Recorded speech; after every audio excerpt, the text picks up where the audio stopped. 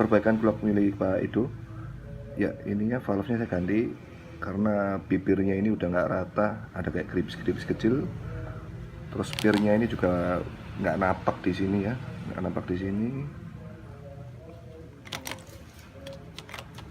Sebentar. Ya, udah saya ganti semua. Nanti bannya saya bawakan.